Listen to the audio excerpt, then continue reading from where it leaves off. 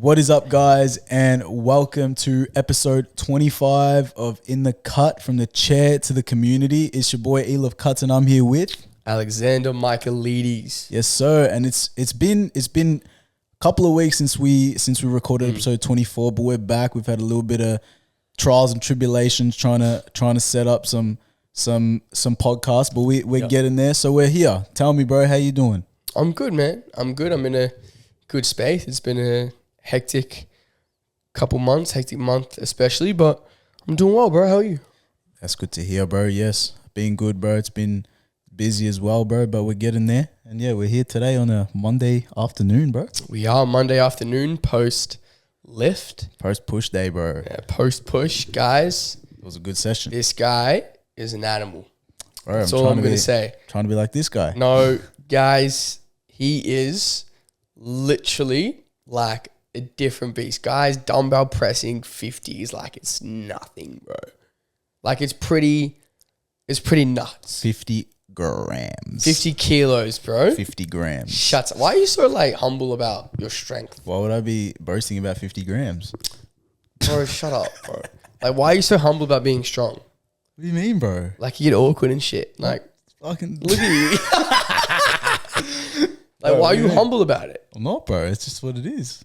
You're not. Yes, you are, bro. Nah, bro. There's light years to go. You know what I'm saying? Yeah, and I understand that there's places to go, but like where you bro, are. let's put it this way. Oh, this guy got in the gym. He said a year ago, but let's call it 6-8 months ago. Yeah. Oh, guys, tell me.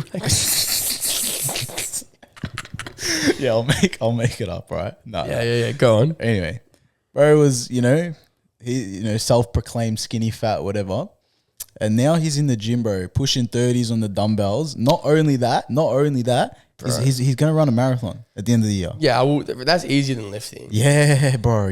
I'll just run 40 kilometers for fun, bro. Like, no, honestly, I couldn't run a K straight out. No, honestly, running's easier than lifting. No way. No. Yeah, okay, maybe, but not like... Like, to get better at it, running's way easier. Bro, think about it. All you have to do is run more. Like, with lifting, it's not that, bro. You need form. Like, you need to make sure you're eating good. I don't know, bro. You got to be pushing to... You got to eat way more when you run. You're burning like 1,000 calories if you're running like 15, 15 Ks. Yeah, bro, that's crazy. When you're doing a marathon, you literally got to eat double. Like, you got to eat like 4K calories extra.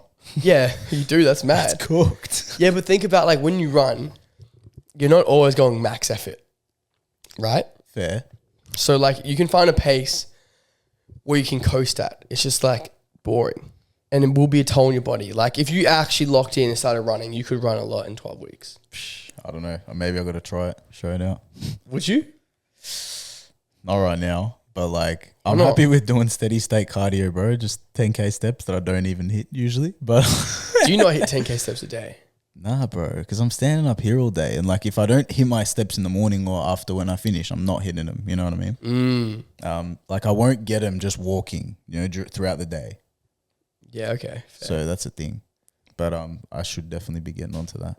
Yeah, bro. Let's see Ealef run. Ealef runs. Ealef runs, bro. Your mantra's so easy, bro. Ealef lifts, Ealef runs. It's like gyms. Ealef cuts. Mowing. Yeah, it is, bro. Ealef Run Club. Might have to try it, bro. I reckon we could get you running. Maybe. I reckon you could do a half marathon in a year, bro. It took this guy. What? Like, nah, bro. I'm saying it took you like last night. It took him 5 minutes to convince me to play basketball, bro. Yeah, it was pretty easy. He was my coach, bro. Yeah, it was good, bro.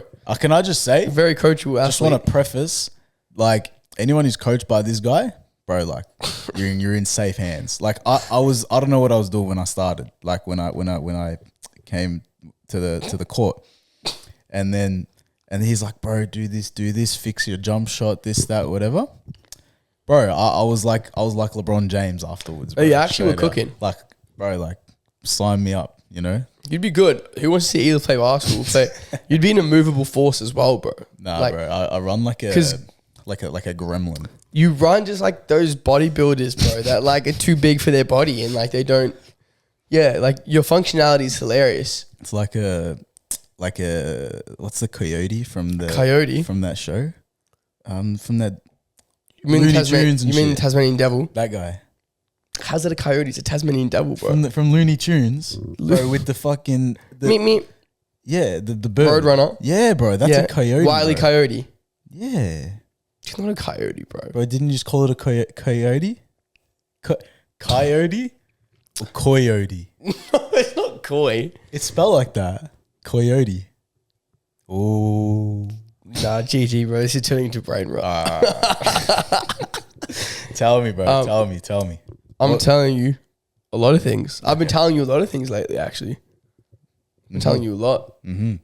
What out of everything I've told you recently, what's resonated with you most? Most important part. This guy, bro, he's a philosopher, you know, bro. Like he's out here, you know, at schools, you know, saving kids, bro. He needs a cape. Meanwhile, I just seen him with chicken and rice, steak and rice stir fry. He needs a chef's hat. Bro. This guy's funny. This guy's got like all the charms, you know, the cape, the hat, all that. But no, the most important thing, I reckon, bro, it'd have to be like my like procrastination, bro. I reckon that's probably the number one key thing that's been lacking lately, just getting it done. You know, it's good to have ideas, but ideas are nothing without action. So I think just getting it done, bro. Okay. Yeah, bro. I feel like you're getting it done. You will. Getting it done, but you got to do it quicker, you know. There's no point waiting around, you know. Time doesn't wait for nobody. Most valuable currency is time. 100%. Never get it back. You can make more money. No more time. Real shit. Yes, sir. You can go gamble. You can Lose go it. gamble. You can lose it. Could win it. You can win it. But at the end of the day, I can work it back. Time? There you go. Can't. That time you could have been doing something else. You don't get it back, brother. Exactly right. So how are we going to stop your procrastination, bro? That's a good question, to be honest. Maybe I'll ask you how I should stop that. Because, to be honest, I don't know if there's an actionable way to do it as opposed to just doing it. Stopping procrastination? Yeah, just getting it done. Like, I think... Why do you procrastinate? Is it because you feel overwhelmed? I think it's more like, just like a stress thing, you know? Like, you know, it's a bit stressful at the start, so I'll leave it. But then it actually just makes it worse. So you're avoiding the inevitable? Yeah, So essentially. how can you reduce the stress? Just doing it, bro. Because ultimately, you already know that by doing it earlier, it's going to relieve that stress at the end. But it's just how procrastination works, I guess. You know, it's the whole concept of it. But I guess the only way to overcome it is to just do it straight away. But like, can you physically not? What's that? Like not do it? Like, is it like a, I don't know. Oh, can you physically not do it? No. Is it like your body's like, No, it's not like a physical thing. It's a mental thing, you know. It's like it's the devil, bro. It's the devil. It's the devil. It's the devil, bro. It's the devil pushing you away, bro. That's what you think procrastination is? 100%. It's the devil, man. You know, God's guiding you towards it, but you're letting your temptations and your weakness be overtaken by the devil. Interesting. But are you? You're not tempted. But you're tempted to be weak, and to let your weakness overcome you. Hear me out. Or are you just stressed and overwhelmed? Is that the devil? That's also the devil, bro. Because God, yeah. Oh shit! Go on. In a world of faith, yeah, and in a world of knowing and trust within God, stress cannot coexist, and anxiety cannot coexist. Because if you had that faith in God, knowing that wherever you're trying to go, whatever you're trying to do, you will do with the guidance of God, then you wouldn't have that anxiety holding you back. That there is the devil stopping you from achieving your goal. Now I'm going to ask you a question, and I'm playing devil's advocate here. I'm not saying this is my stance. Preference that. But I enjoy having these religion or these faith conversations. So do you think that in life it's easy to just believe in an unknown, such as God, or just I'll believe in God and have faith, to put your worries at rest rather than dealing with them? So you're saying like, It's good. you got to have faith in God, you have to trust, like, Yeah. and then there'll be no, do you think that's just a cop out? Do you think that's just like an easy way to look at it? No, I think it's a hard way to look at it. It's Why? a hard way to look at it. It's a hard way to actually come to terms with it. Because otherwise, if you didn't base it off that and it was just like an unknown, I guess, then that's actually the cop out. Because that's like, oh shit, I just can't do it. You know, it's not me or whatever. But acknowledging that it's actually a force driving you to do it or not to do it is actually a hard thing to interpret, I believe. What do you believe?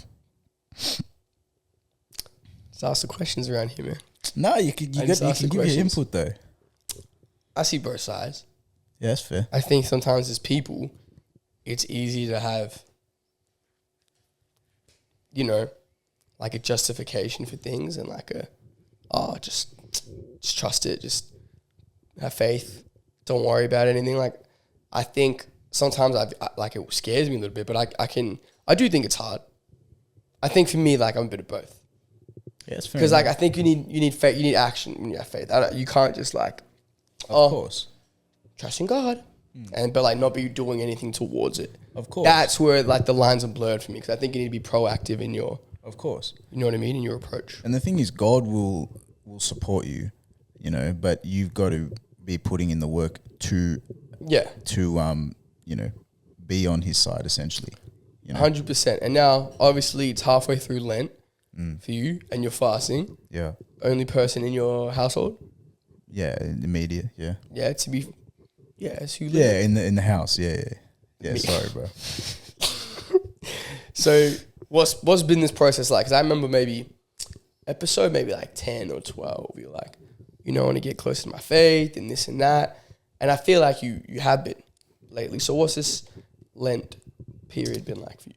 Yeah, no, it's been a good, it's been a great time really, because I think with Lent, like, I guess, the most common sort of idea of Lent is the fasting, like the food fasting, and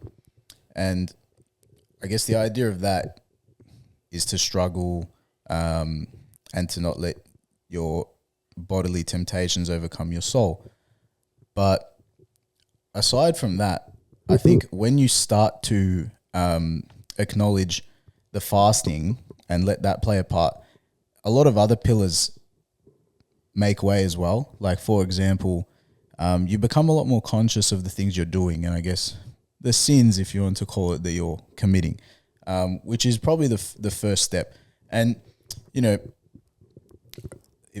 according to let's say the Bible, but regardless, but even there, it says no one is a good person except for God, as God is not a sinner and we're all sinners, along the lines of that.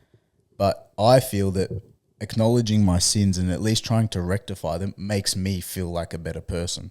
So, long story short, this whole Lenten experience has been quite a fulfilling one. Do you feel more in touch with God and your faith? Yeah, definitely. And I think that's the most important part as well.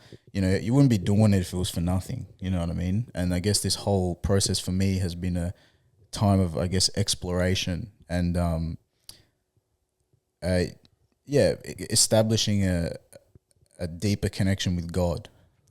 What made you want to fast? To be honest, bro, it totally didn't even clock to me that Lent was coming up until like 2 days before it came up. Last year, some people close to me were fasting and I didn't do it. I'm like, nah, bro, I could never do that shit. And then I was like, nah, I probably should do it, So I'm like, I'll do it next year. And then to be honest, it just came around. I was like, okay, I got to do it now. So that's pretty crazy, talking about the procrastination thing as well, because I could have been like, oh no, I'm not mentally ready for it. But I guess, let's call it a coincidence, call it whatever you want to call it. But regardless, I feel like the fact that God sort of drove me towards that made it such an easy decision for me. How did you feel God? Because I didn't even second guess. I'm like, okay, this is what I'm doing now. Every other time I'm put in a situation that's, say, not a religious situation, I find myself procrastinating. So do you think every time you're strong in your belief and your conviction, it's God? 100%. pushing you towards that? 100%. Well, it couldn't be nothing else. Why? Like, at what point is it not you? What's the differentiator? Because you just do it.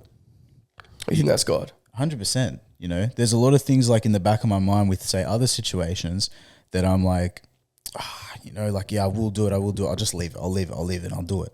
But with something like this, for example, and like even like, you know, going to church on Sundays and whatnot, it's like, okay, let's go, you know? So you feel like God is pushing me towards yeah, that. you feel like the Holy Spirit's, I guess, moving through Yeah, you 100%. and speaking to you. Couldn't be anything else. Do you think it's because you're more open to it, or why do you think that's? Yeah, probably because I'm more open to it and I'm letting it into my life for sure.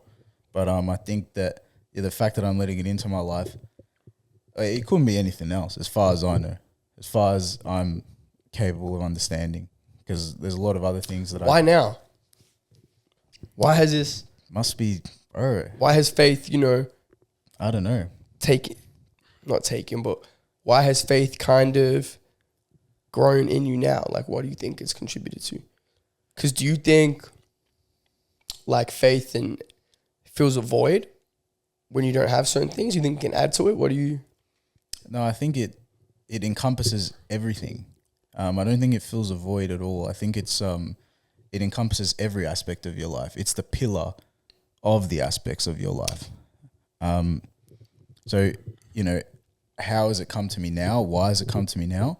I think it's just God taking its path. I think, you know, like I wanted to open up myself to this in the past, you know, say within the past year or so, maybe 2 years even. But I never did it because I didn't have enough of a drive. But I think, you know, probably that first time where I said, okay, I'll go to church and I'll do this and that. It's all sort of a ripple effect, I believe, with the whole faith journey, because I think the first step is acknowledging what you're doing and why you're doing it. Because at least for me, I think I'm quite an analytical person. I want to know why I'm doing what I'm doing. So I'm not just going to go to church just to be there. You know, I want to know why I'm going to church and what I'm doing at church and all that sort of stuff. So I think it's a big ripple effect into all parts of your life, because the Bible is definitely a way of life. Why are you going to church? Why am I going to church? To get more in touch with God, it's church specifically, to commune if that's what I'm going to do, if I've prepared myself. Also to be in God's house. Like it's a surreal experience for any faith, you know. When I'm in, you know, God's temple, you feel a different type of way. It could be for any religion. So that's another thing as well. You feel closer than ever, I feel. Like it's great to pray, but I think being there, you feel a lot more energy. Yeah. And what do you do? Like, how do you be a godly man outside of church? Because going to church doesn't necessarily make you. Yeah, bro. I mean, at the end of the day, you know, the Bible like even says, you know, when you pray and, you know, when you're doing all that sort of, I can't, what's it called? Recite. Yeah, that's fair. But when you're praying and whatnot, do it behind closed doors so no one can see you. You know, and don't tell anyone about what you're doing. Don't tell anyone you're going to church and doing this and that, because that's a journey between you and God.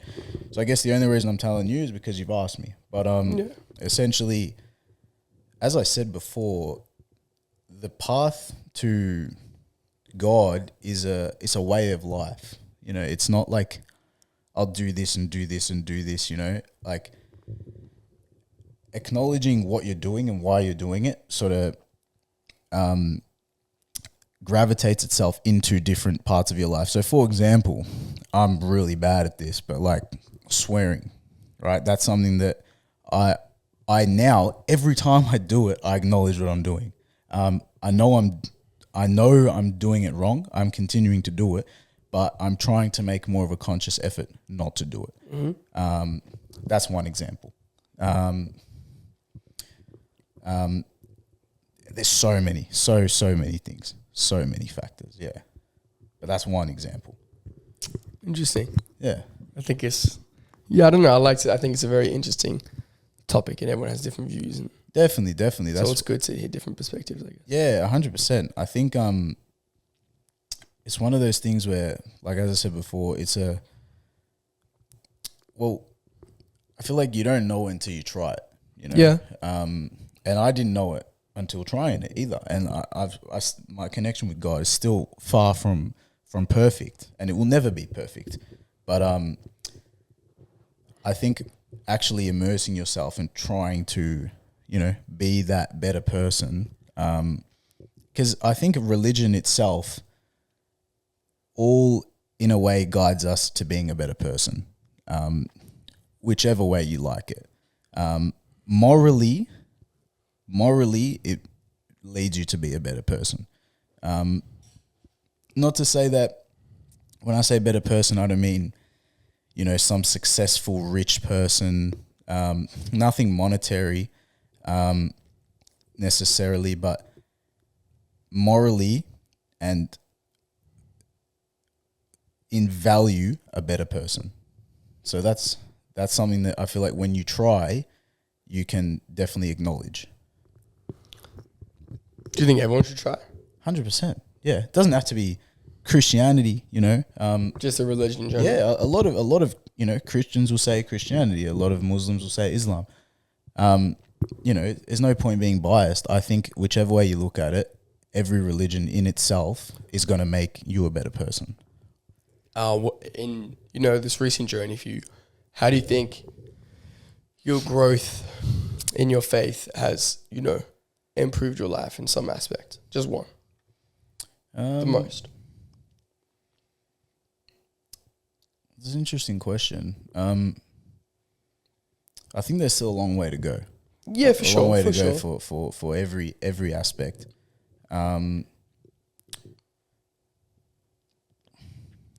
Maybe in the smallest sort of way, which is still a huge way, but the smallest sort of way. When I go to church, I go with my grandparents. So I guess that's helps me stay close with them. That's wholesome. And enjoy that experience with them. So yeah, that's probably the one key way I can think of. But in terms of like a pillar of my life, it's improved all of them, but still very minimally. There's still a long way to go. Is faith first for you? It's becoming first. Yeah, for sure. 100%. Even like, for example, the way I look at my business now, you know, like we all still want to, you know, succeed and grow. And that's actually been quite a tricky revelation recently for me. You know, I want to succeed, but I want to do it with pure intent. And that aligns with a lot that you have said in the past to me. And while you don't mean that from a religious standpoint, that's how you interpret it.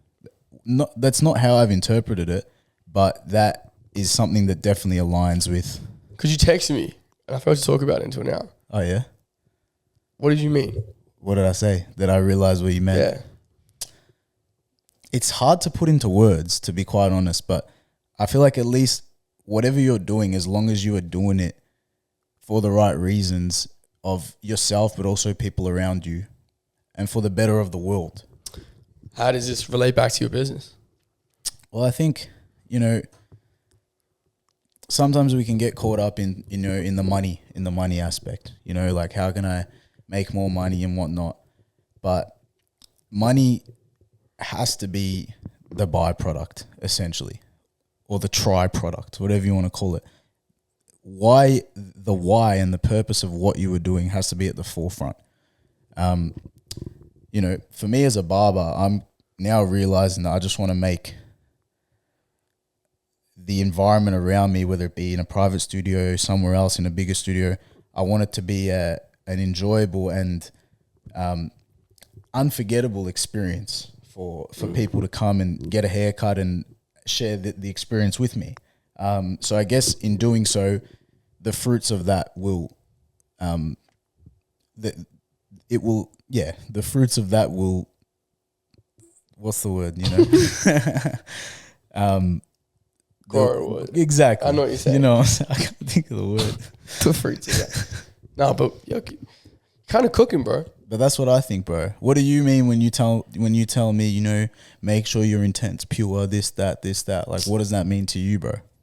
for me, it's like we get hung up and caught up in so many other variables, and oftentimes I think people give to receive or do with things in return.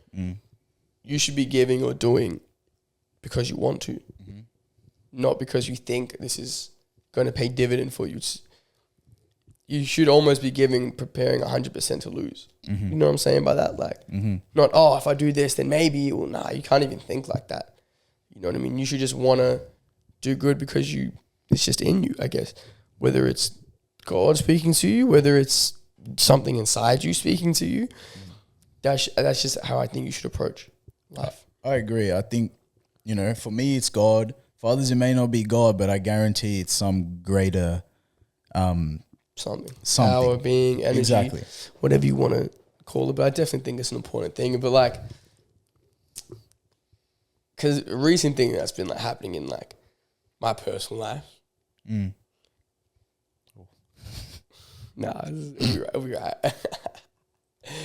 She might listen, but like, obviously church is Sundays, right? And for me, like, I go when I can. I don't prioritize it. I go when I can. Fair. Because I work. And like, if anyone works casually, Sundays you make in like $50 an hour plus. And if you want to be like faith first, like, would you go to church over No, I think work? it all comes back to intent. That's the beautiful thing about Christianity, and I'm sure religion. Talk to me. It all comes down to intent. As far as I know, like in terms of like going to church and whatnot, if you can go. But if there's, a reason that you can't go, don't feel guilty for not going. But is that reason for not going greater than for the reason to go? I think it comes down to intent, bro. It all comes down to intent. I can't say I know, but I think as long as you're allocating, substantial amount of time to dedicating it to your faith, whether that be, praying, whatever that might mean for you. I think if you're allocating, and dedicating adequate time to your faith, then that's okay. At the end of the day, as I said, it comes down to intent. If you're, I don't know what your intent is, but at the end of the day, if your intent is because you need to make that 50 an hour, say it's to better your future, or to better your current situation in terms of, what's the word? Being financially stable, and for your future that your kids have food on the table and stuff like that. I agree, but there'd be people out there that argue that if you have faith first, then you should be sacrificing the financial, and that's where for me I think the lines are blurred, because to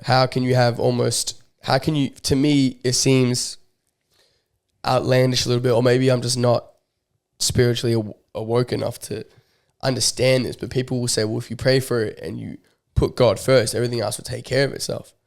But I look at it, I don't think that's wrong, but it's like, okay, but what if there's a measurable action in front of me to take action, and that's work? And although it does fall on the same day as church and the day that, you should be worshiping and doing that kind of stuff, like, what, you know what I'm saying? I don't know. I know exactly what you're saying. And it comes back to intent for me. Okay. I think, it all comes back to intent. If you're saying like, I'm not going to go to work, I'm not going to go to church because I'd rather be working and making money and stacking and I want to be a billionaire. Maybe that's not the right way to look at it. But if you have to make money, that's the thing. If it's like, I'm working this Sunday shift because I need to make the money. I want to, I will and I do dedicate time for my faith, but I want to, I need to work, so my family is stable, and I can say go on a holiday once a year, and I can do the things that I want to do without feeling like I can't afford it to an extent. In that sense, that's how I perceive religion. I think. But without foregoing dedicating time for your faith. It's interesting. That's how I look at it. Yeah, I don't disagree with you. I don't agree or disagree with anything. I get it. Like, I understand it. And I could be totally wrong. Like people, I don't think people there's a could right be- or wrong for this, though. But people could be listening to this and they're like, yeah, no, you're not right. And maybe there is. Maybe there is. But at least as far as my education goes so far, that is. I don't think there's a I'm led to universal believe. right or wrong for this. How can there be? It is open to interpretation. A lot of it is. It is open to interpretation, but I think You don't think? no, it is open to interpretation. But if it is in writing, then I think there is a right or wrong. Like, you think like with the Bible as well? 100%, but not necessarily to the fact that no, you should go to church or no, you should go to work. You know, I think it comes down to intent, and a lot in the Bible talks about that. You know, Do you read it? I've been reading it, yeah. Like, I'll just pose one statement, right? I don't want to, get too much into it. But one statement in the Bible says, it is easier for a camel to walk through the eye of a needle than it is for a rich man to enter the kingdom of heaven. Now, that is up to interpretation and intent. Exactly. That's what I'm saying. So it's open to interpretation. Intent. It's for you interpreting, though. It's not universal. As long as your faith with God is pure. How do you define rich? Is it rich in spirit? Is it rich in wealth? Well, if we're going more into it, the Bible does say something. I can't recite this, but something along the lines of, a rich man in the eyes of the Holy Spirit is someone who's rich in faith. Yeah, correct. Sorry, a poor man who is rich in faith is essentially richer than a rich man with money, essentially. But I think it all comes down to intent. It's a tricky one, and I'm not nowhere near educated enough. No, you seem very knowledgeable, bro. Nah. There'd be a lot. Yeah, but you can't compare. But like, I think what we're talking about now, bro, I'll be honest, I feel like if we had someone in here to elaborate, there will be a lot more You know clear what? cut. That's what we should get. We should get someone who's like real in depth with their faith. Yeah, it's a great idea. Who could answer questions. It's a great To idea. have questions for days. Oh, 100%, man. I know a couple people. Same. Definitely. Because I have a conversation with a guy at work a lot. And he says, you wrestle with your faith. I don't really accept anything without asking questions. Oh, he's saying that you wrestle with your I faith. wrestle. I ask all but why? And that's fair enough, but though. that. But that's fair enough. Like, I'm very, not skeptical, but I'm very like, okay, but why? 100%. And that's why, that's the same as me, bro. You know, like, if I'm doing something, I want to know why I'm doing it. You know? All right, last question. Tell me. Stuff it. What are your thoughts on like the church? What do you mean? Churches in general. Like, the physical church? Yeah. What are your thoughts? I think they can be great. They can be great. The church is the house of God, right? The physical house of God. And I think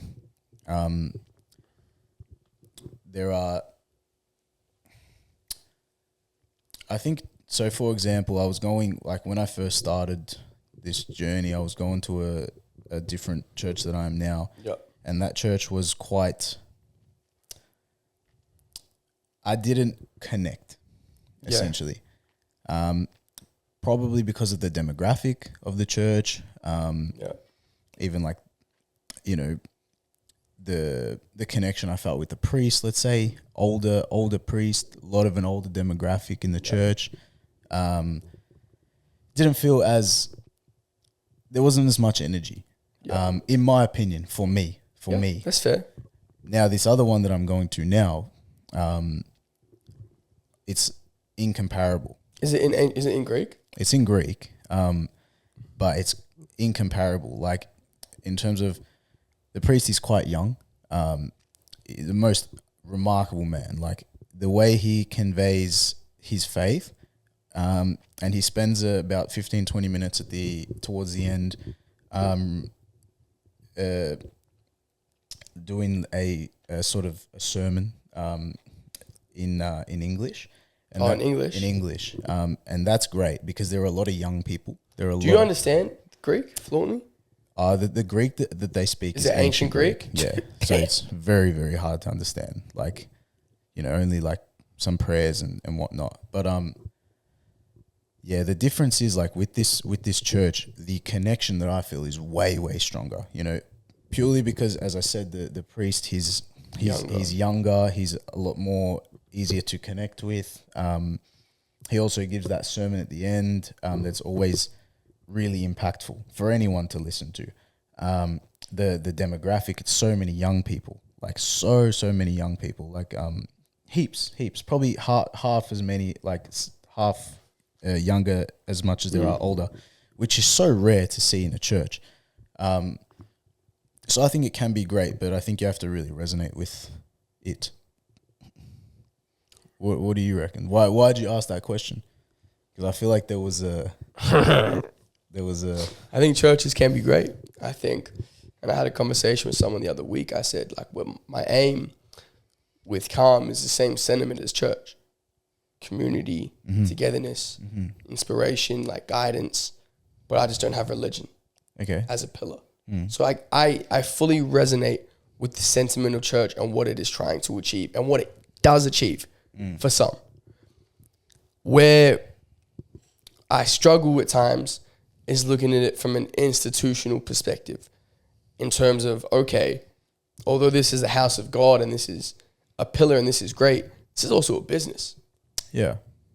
Right? So then I wrestle with the ethics and the intent of others because I may not, whether we want to call it judgmental, I'm not really accepting. Everyone is guilty until they prove their innocence to me. That's just how I live my life. Fair enough. Right? So I'm like, so I'll be there like, okay, but we're talking about tithes and offerings, for example. But what? But where? Where's it going? Where's it going? Is it to the church?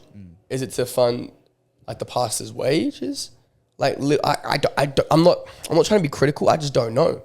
You know what I mean? Enough. I have like, I know that obviously they're a public benevolent institution. They grants and things of that nature, and there's money spent on expansions of churches and all these different business and analytical things. And I just don't understand. I'm just not knowledgeable enough, honestly, to be speaking on it. I think. In terms of that, I'm not knowledgeable enough either. I just think sometimes people accept things for face value, and it isn't always the case. I'm not trying to like accuse anyone of like doing anything. You know what I'm saying? To sort of, I guess, have an input in what you're saying. Again, these are all, verses and passages in the Bible, so I can't recite them precisely, but I can appreciate how you're saying that you prove someone guilty so you will consider someone guilty until they prove their innocence. However, this is according to the Bible, it is so much easier to look at someone in a positive light than it is to look at someone in a negative light. Easier, in a way. I can't explain it. I feel like that's precisely, foolish. But yeah, I can't explain it precisely. But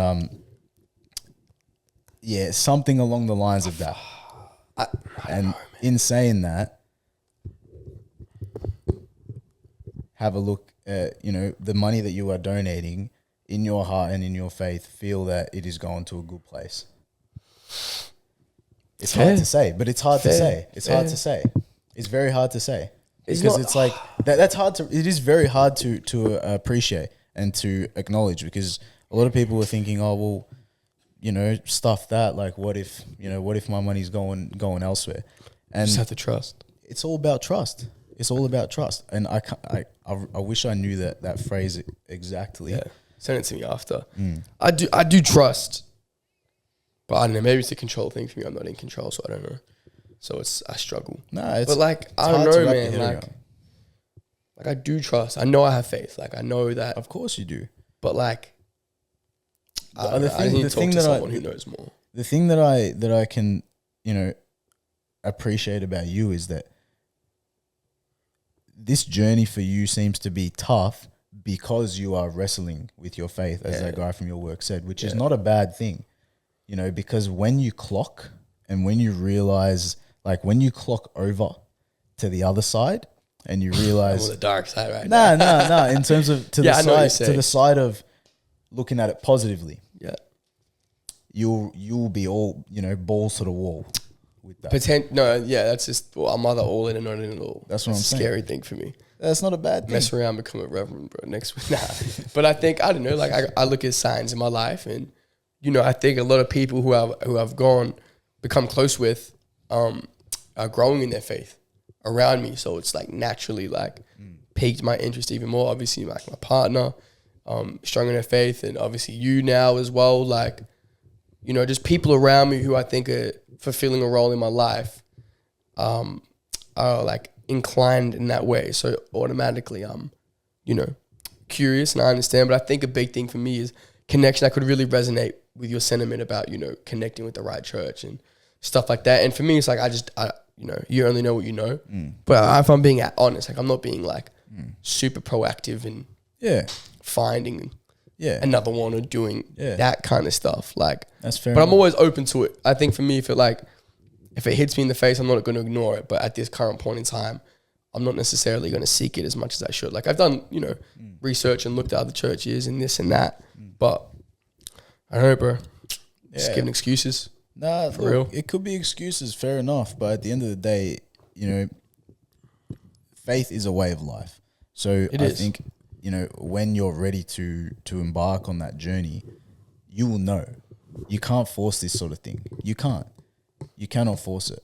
You know, for a long time I'd been wanting to learn more and educate myself, but it wasn't until recently that I did it. And whatever that force was for me, it was God that drove me towards that. But whatever it is for anyone, you'll know. You just gotta trust it, bro.